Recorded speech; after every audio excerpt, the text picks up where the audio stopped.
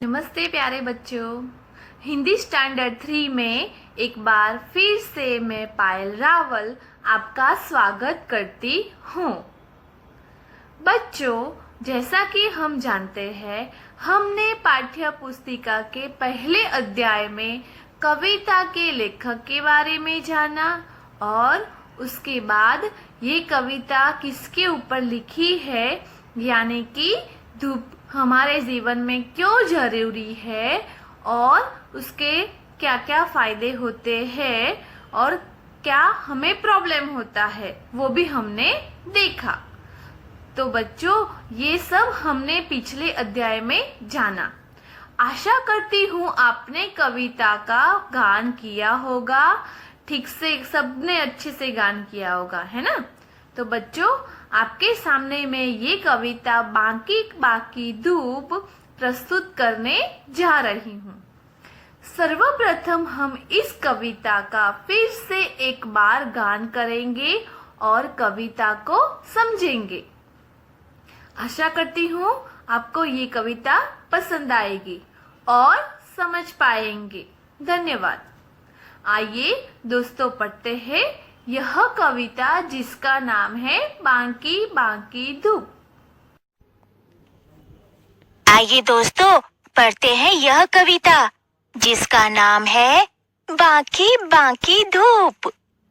खिड़की ज्यों ही खुली की आकर अंदर झांकी धूप, आकर बैठ गई सोफे पर बाकी बाकी धूप।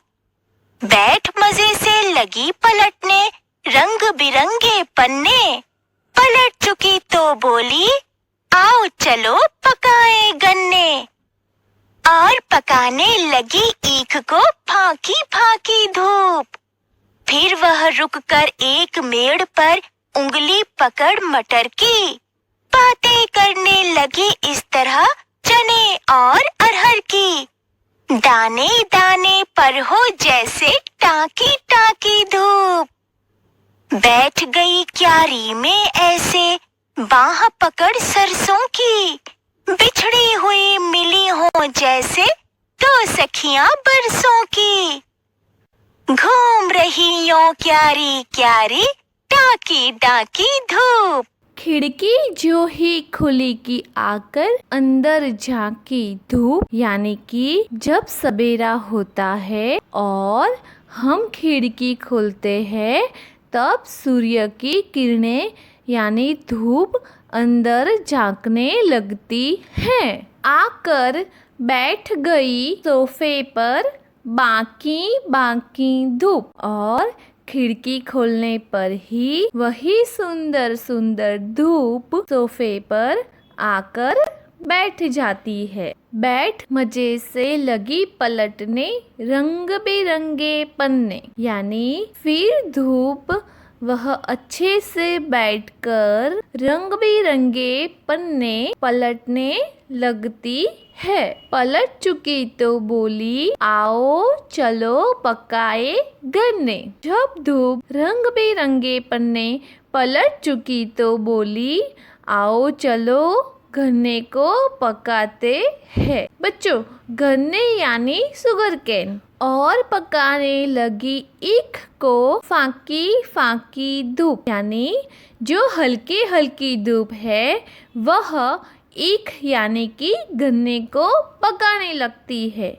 और बच्चों, गन्ने को पकाने से चीनी यानी कि शक्कर बनाई जाती है, जो हम सारी स्वीट्स में भी डालते हैं। फिर वह रुककर एक मेड़ पर उंगली पकड़ मटर की, यानी फिर वहाँ धूप आगे जाती है और वह मेड़ पर रुक जाती है।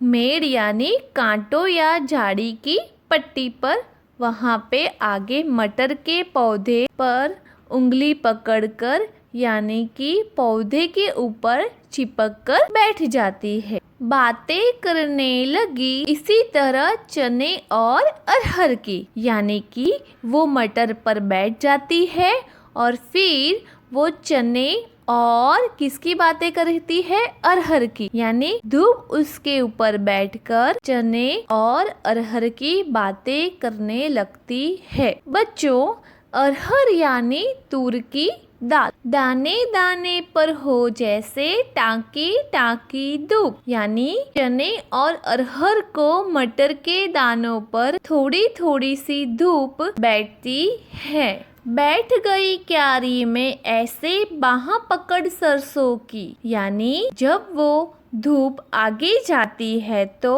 वह सरसों के पौधे को ऐसे चिपक कर बैठ जाती है।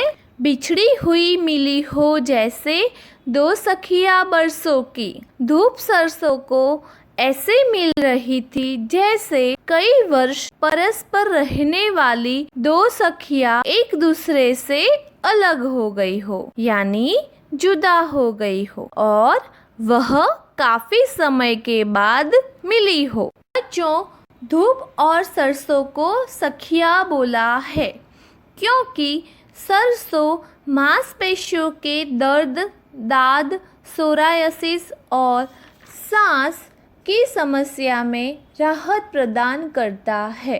सरसों के पौधे का उपयोग कैंसर तथा डायबिटीज के इलाज में किया जाता है। कोलेस्ट्रॉल भी कम करता है। त्वचा और बालों में निखार लाता है। सरसों हृदय को दुरुस्त रखता है। धूप हमारे जीवन में जितनी जरूरी है उतना ही सरसों भी हमें ज़रूरी है, क्योंकि धूप से जो मिलता है वही हम सरसों से भी थोड़ा बहुत मिल जाता है।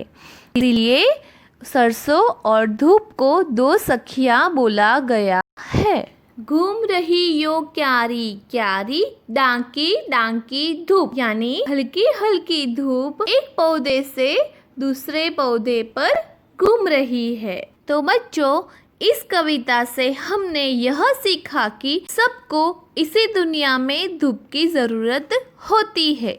यानी बच्चों, धूप पेड़ पौधे के लिए बहुत ज़रूरी है, क्योंकि धूप के बिना वे अपना खाना नहीं बना सकते। और बच्चों, हमारे लिए भी धूप इतनी ही जरूरी है जितने पेड़ पौधे, जीव जंतु और प्राणियों के लिए। यानी धूप के बिना हमारा जीवन अधूरा है और धूप न हो तो क्या होता, हमारे जीवन में कौन कौन सी मुश्किलें हो सकती है वह भी हमने जाना। बच्चों, अब हम ये लेसन में आ रहे नए शब्द और शब्दार्थ के बारे में थोड़ा सा जान लेते हैं। नए शब्द। झांकी, झांकना, यानी इधर उधर देखना। बाकी, बाकी यानी सुंदर। ईख, ईख का मतलब होता है गन्ना। अरहर, अरहर यानी तूर की दाल। सखी, सखी का मतलब होता है सहेली। यह कविता में हमें धूप और सरसों को सखी बताया गया है। शब्दार्थ। पहला है टाँकी, टाँकी यानी थोड़ी थोड़ी। दूसरा है क्यारी, क्यारी का मतलब होता है पौधा। तीसरा है बरसों, बरसों यानी कई वर्ष। चौथा मेड़, मेड़ यानी कांटों या झाड़ी की पट्टी। पांचवा है बिछड़ी, बिछड़ी यानी साथ रहने वालों का परस्पर जुदा होना। बच्चों, धन्यवाद।